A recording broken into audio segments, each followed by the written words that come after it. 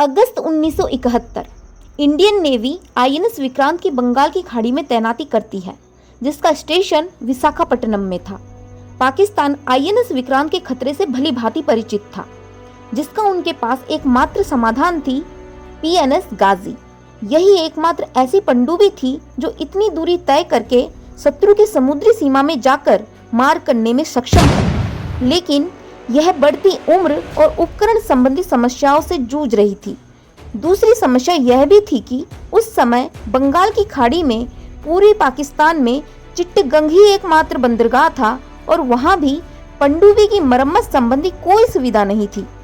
पाकिस्तान एक बहुत बड़ी समस्या में फंस चुका था, पर उनके पास विक्रांत के विरुद्ध कोई और था भी नहीं। 8 नवंबर 1971 को कप्तान जफर मोहम्मद खां को पीएनएस गाजी की कमान सौंपकर विक्रांत को नष्ट करने की जिम्मेदारी दी गई। 14 नवंबर 1971 को गाजी अरब सागर से निकली और भारतीय प्रायद्वीपों के चक्कर लगाते हुए लगभग 4800 किलोमीटर की दूरी तय की। कप्तान जफर मोहम्मद खां अपने 10 ऑफिसर्स और 82 सेलर्स के साथ पहली बार किसी पनडुब्बी को कमांड कर रहे थे। 8 नवंबर 1971 को मेजर दत्त खुफिया तरीके से कराची और ढाका के बीच जाने वाले संदेशों को सुनने की कोशिश कर रहे थे। अचानक 10 नवंबर को वो पाकिस्तानी नौसेना का कोड काली देवी तोड़ने में सफल हो जाते हैं। पाकिस्तानी नौसैनिक गाजी को काली देवी बोल रहे थे और एक विशेष प्रकार के लुब्रिकेंट के बारे में पूछ रहे थे जो पनडुब्बियों में ही उपयोग किया जाता है।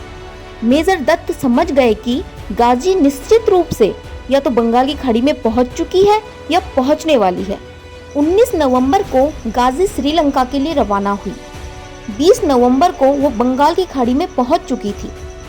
23 नवंबर 1971 को गाजी श्रीलंका के त्रिकोमाली बंदरगाह से आईएनएस विक्रांत की खोज में निकली। गाजी मद्रास के लिए निकली, जहां कथित तौर पर आईएनएस विक्रांत के तैनात होने की खबर थी, पर पीएनएस गाजी 10 दिन देरी से पहुंची और तब तक विक्रांत वहां से निकलकर अंडमान द्वीप पहुंच चुका था। पीएनएस गाजी को नाकामी हाथ लगी। 25 नवंबर को पाकिस्तान नेवल हेडक्वार्टर ने गाजी को सूचित किया कि विक्रांत विशाखापट्टनम बंदरगाह पर स्थित है। 25 नवंबर को गाजी ने मद्रास को पार किया और विशाखापट्टनम की ओर निकल गई।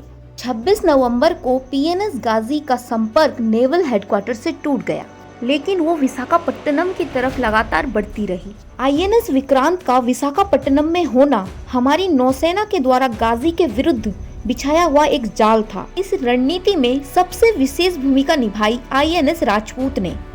1 दिसंबर 1971 को वाइस एडमिरल नीलकंठ कृष्णन ने आईएनएस राजपूत के commanding officer captain Inder Singh को सूचित किया कि पीएनएस गाजी को श्रीलंका के पास देखा गया है और इसकी पूरी संभावना है कि वो अभी मद्रास या विशाखापट्टनम के आसपास कहीं है। आईएनएस राजपूत को निर्देश दिए गए कि वो विक्रांत की कॉल साइन का उपयोग करे और उसी रेडियो फ्रीक्वेंसी पर खूब सारी रसद की मांग करे जो कि विक्रांत जैसे विशालकाय जहाज के लिए जरूरी होती है। इसके साथ ही राजपूत को कहा गया कि जैसे ही उसका फ्यूल फिलिंग का काम कंप्लीट हो जाए, उसके बाद अपने सारे नेविगेशन साधनों को बंद करके चुपचाप विशाखापट्टनम से मद्रास के लिए निकल जाए। विशाखापट्टनम बाजार से बड़ी मात्रा में रसद सामग्री खरीदी गई ताकि पाकिस्तानी जासूसों को यकीन हो जाए कि विक्रांत विशाखापट्टनम में ही है और वे खबर को पाकिस्तान पहुंचा दे। 1 दिसंबर को ही रात 11:45 पर गाजी विशाखापट्टनम के नेविगेशनल चैनल में दाखिल हो गई, पर उसके साथ परेशानी यह थी कि चैनल की गहराई कम होने की वजह से गाजी मात्र 2.1 नॉटिकल माइल तक ही जा सकती थी, इसके आगे नहीं। कमांडर जफर ने तय किया कि वे वहीं रुकेंगे और विक्रांत के बाहर आने का इंतजार करेंगे। साथ ही माइन बिछाने का काम भी वे जारी रखेंगे। पीएनएस गाजी को बैटरीज की सहायता से चलाया जा रहा था।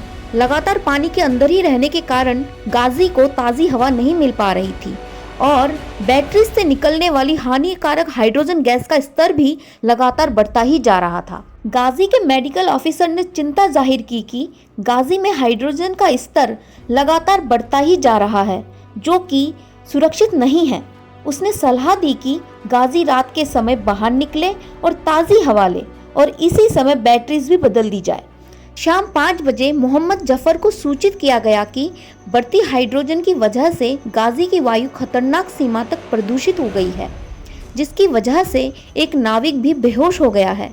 गाजी को तुरंत बाहर लाना उनकी मजबूरी बन गई, पर उन्होंने तय किया कि पहले पेरिस्कोप से चेक किया जाएगा कि बाहर कोई परेशानी तो नहीं है। अतः गाजी को समुद्र तल से 9 मीटर नीचे रखते हुए पेरिस्कोप से बाहर देखा गया तो पाकिस्तानियों के पैरों तले जमीन खिसक गई।